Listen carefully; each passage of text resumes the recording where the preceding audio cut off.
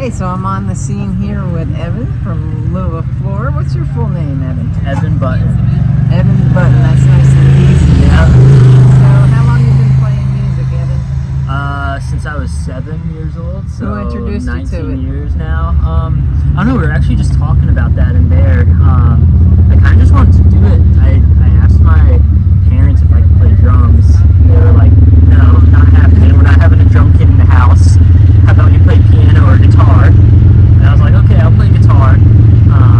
So yeah, they signed me up for lessons, And you took right to it? Yeah, Even yeah. at a young age? yeah, that was second grade. Wow. Yeah. So you've been playing a long time. So how much of the material that you play out is your own? Almost all of it. We do like 2 covers in a set, and then Nice. 13 originals. So, And where can everybody find all your stuff? yeah, it's all on our website, which is luaflora.com, and then Spotify, Apple Music, Pandora, wherever. And then we're doing shows throughout the Southeast region. Where you can see us live. Now, as far as your music goes, it seems to blend a lot of different genres. I mean, it's not just one straightforward style. So Yeah. where do you get your influences from? Yeah, I grew up on reggae. That's what was playing around the house. We grew up at the beach, so we were chilling at my aunt's house, and they would always be blasting, Lucky Dube and Bob Marley over the speakers. So I grew up on that, and also like James Taylor and songwriters like that. Eventually started getting into like Lumineers, Mumford & Sons, that type of stuff when I was in high school, which I think now it's like that's kind of the combination of what we're doing. It leans heavier on the folk side, just because when I sit down to write, that's what feels the most natural to me. But yeah, if we can bring in reggae or music from other Caribbean cultures or from African cultures or Now, where do you Spanish think cultures. that interest comes from? Because it comes through passionately in your music. Yeah, I mean, the fun thing about music is that, every genre comes from somewhere outside of America, pretty much, or a culture that's not purely American. So I think it's really cool to figure out how you can do that in a way that represents the cultures appropriately. And still bring it into Yeah, and like when I went to college, I was studying jazz guitar, which I didn't really love. So every week I was coming to my professor wanting to do like a bossa tune, because that was like the only jazz that I liked playing. And he eventually was like, all right, man, we have to do something other than bossa. I was like, but I like it. But this is what I feel. Yeah. So, And when you were in school, what did you study? Music industry studies and jazz guitar. And how are you applying that to your everyday life today?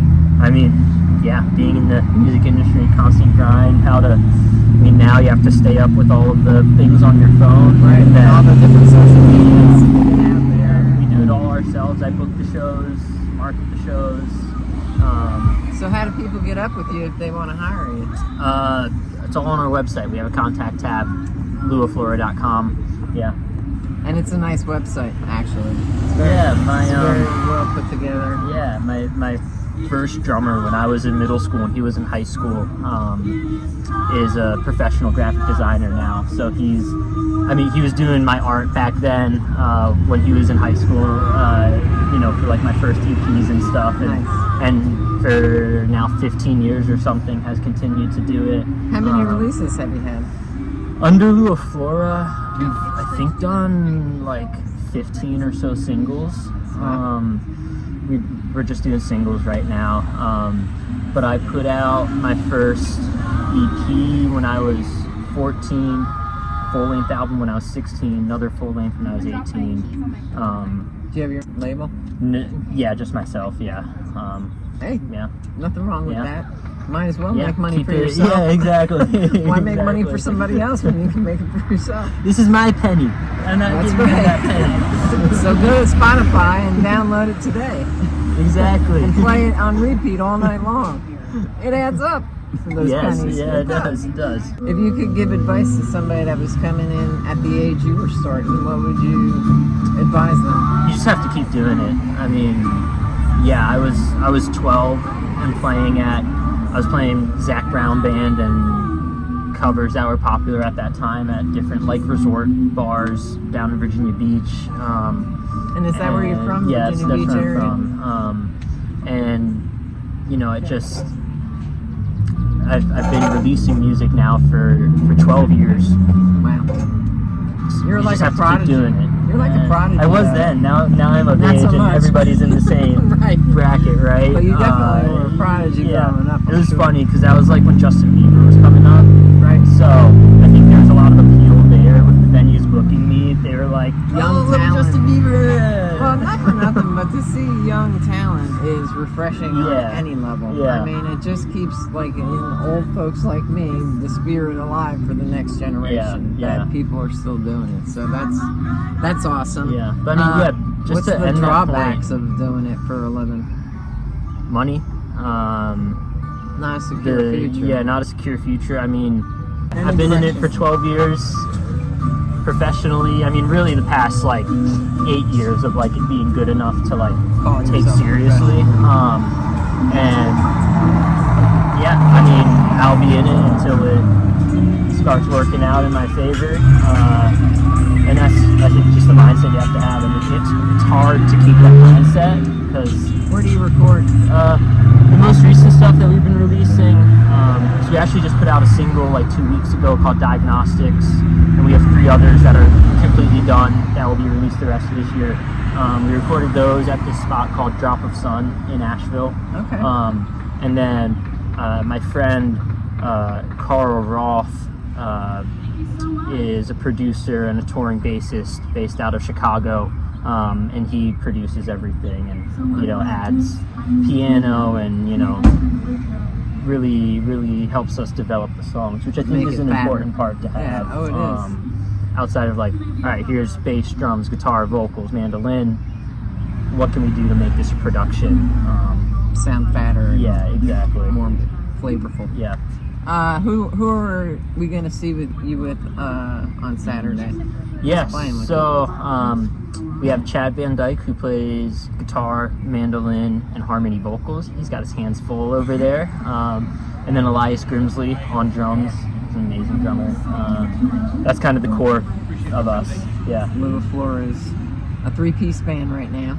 And what's the dream? I want to be at a place where it is sustainable and provides for a family and is Sufficient. yeah, and there's a good core there. You know, we can go and tour the U.S. and maybe the world as well, and, you know, sell a couple thousand tickets. And Do you teach at all? no, I don't. I teach some music business and music marketing stuff.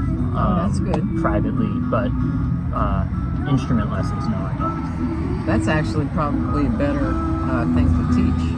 Yeah, To be honest it's with you, super I mean, helpful. Yeah, I bet a lot of musicians could look you up for that. Yeah, Actually. yeah, you can hit me up. I just started working with a booking agency based here in North Carolina, where the plan is to teach their clients, like teach the artists How to that they be book for self-sufficient. how to run ads, how to do this and that.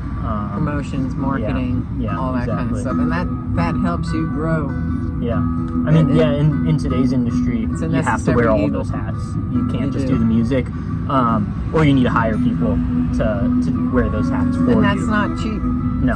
So, no. I mean, you know, you have to have the money in the bank to be able to afford it. Yeah. And Otherwise, a they're. lot I mean, of local bands just don't have that Yeah. in the budget. I mean, I learned everything through just like trial and error and watching hours and hours of YouTube videos of like, how do I set this up?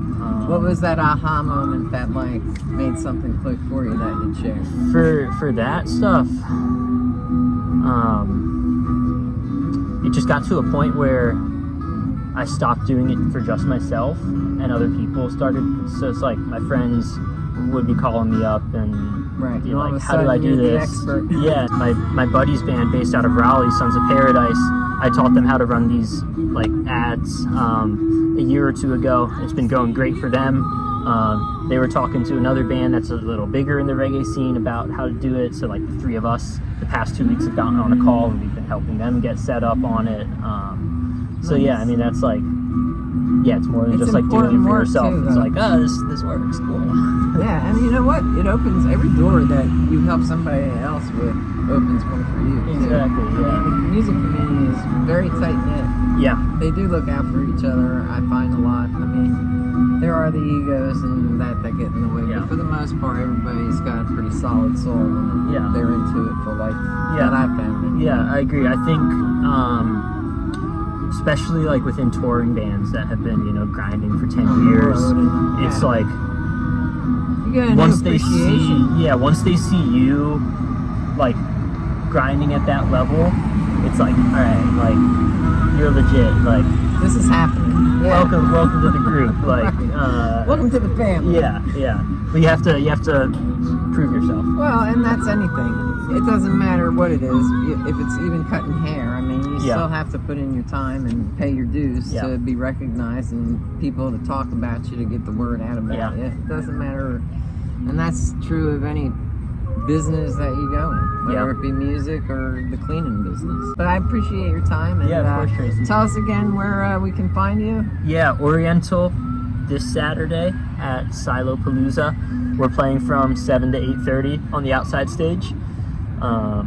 And then all of our music is Lua Flora, LuaFlora. We have, like I said, like 15 songs out, so you can go and stream our stuff. Spotify, Yep. Apple Music, all the streams. And we have real CDs too. Real CDs aren't And dead yet. He's going to be having some merch there too. He's got some bags, he's got some hats, so you'll have some things to buy while you're out there on Saturday. So come on out and see him. I'm going to go live here in a little while and give you a little snippet, and then we'll see you Saturday. Cheers, y'all.